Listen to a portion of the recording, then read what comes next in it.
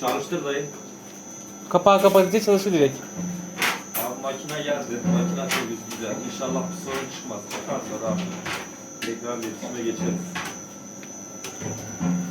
Kesmesi böyle. Çok memnun kaldım. 3 metre falan.